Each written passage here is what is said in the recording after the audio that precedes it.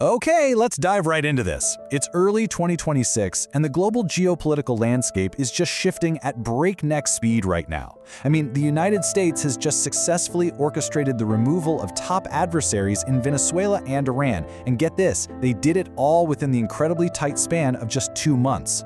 But the dust hasn't even settled from those massive global shifts, and the attention of the Trump administration has already pivoted to a brand new target. Welcome to this explainer on the 2026 Cuba crisis. Just 90 miles. Think about that for a second. That is the shockingly short distance separating the southern tip of Florida from the coast of Cuba. We aren't talking about some abstract conflict unfolding on the other side of the globe here. We are talking about a high-stakes standoff happening literally right on the United States doorstep. It's a harsh geographical reality that makes every single political decision resonate instantly across the water. And then there's this number, 67 years.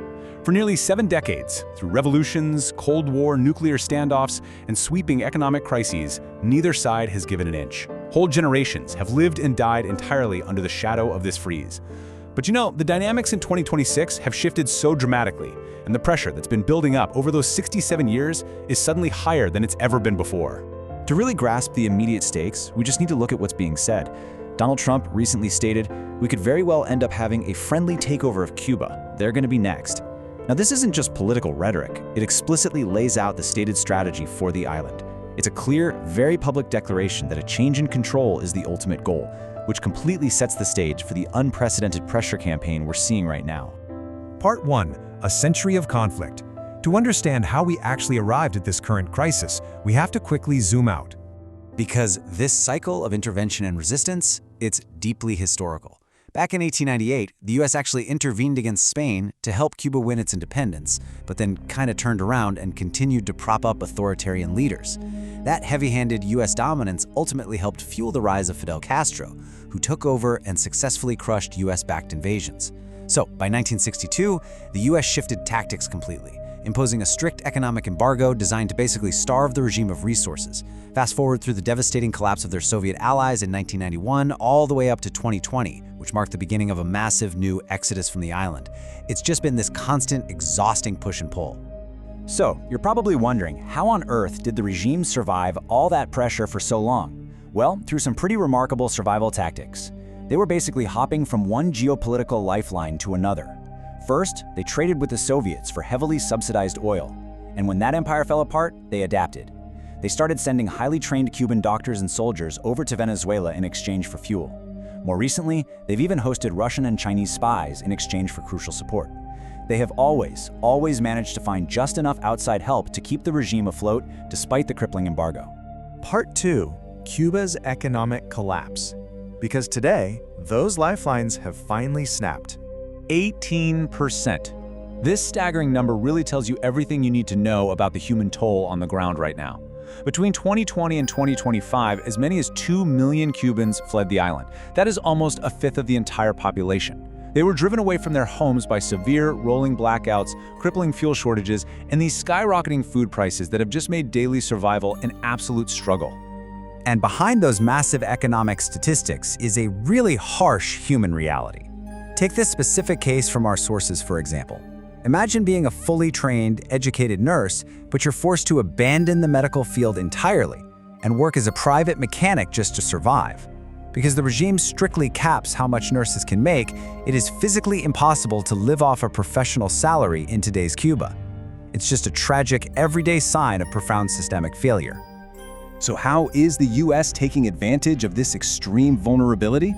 Enter Trump's total blockade strategy. It is a very systematic 3-step playbook to cut off those final lifelines. Step 1, heavily pressure foreign countries to stop paying for those exported Cuban doctors. Step 2, topple a Venezuelan leadership, effectively halting the vital oil shipments that Cuba has relied on for years. And Step 3, threaten strict tariffs on any remaining countries that try to supply Cuba with goods. The goal here is total isolation, not just cutting Cuba off from the US, but cutting Cuba off from the rest of the world entirely.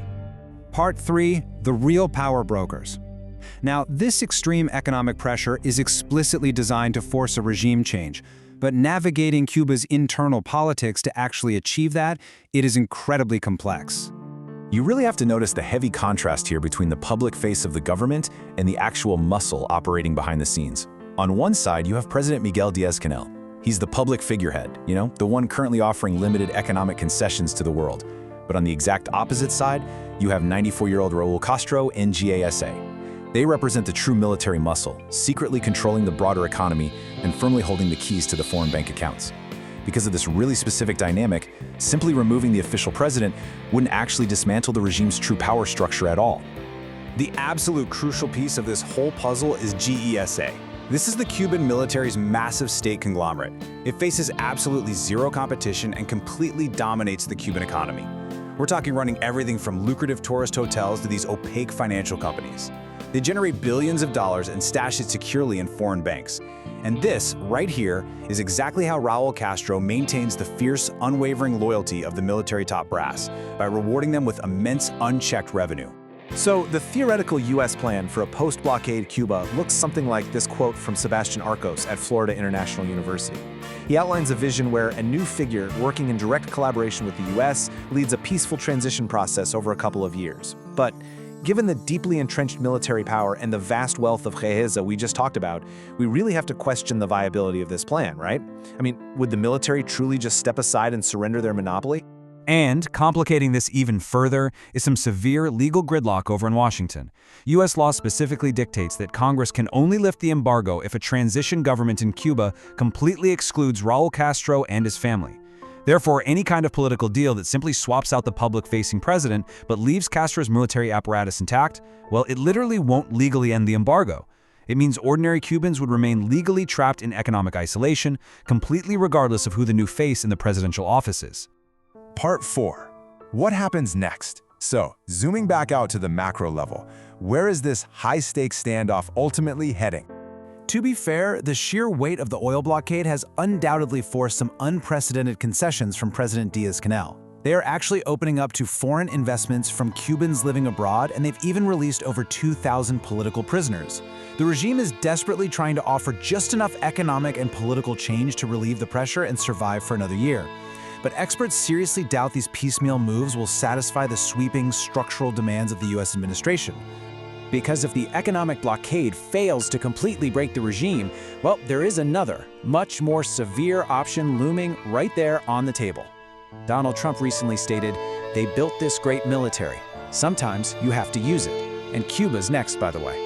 This starkly underscores the very real threat of direct U.S. military intervention if the current economic squeeze doesn't quietly yield that desired friendly takeover. Which brings us to the tragic irony of this entire situation. Trapped between a failing authoritarian regime that fiercely refuses to surrender its wealth and grip on power, and an aggressive superpower determined to completely dominate its neighbor, can ordinary Cubans ever get the change they desperately need? It is an impossible, heartbreaking situation for the millions of people who are simply trying to survive the day. Thank you so much for joining me for this explainer. I really hope this look into the history, the economics, and the backroom power struggles leaves you with a much clearer understanding of what is truly at stake on the island.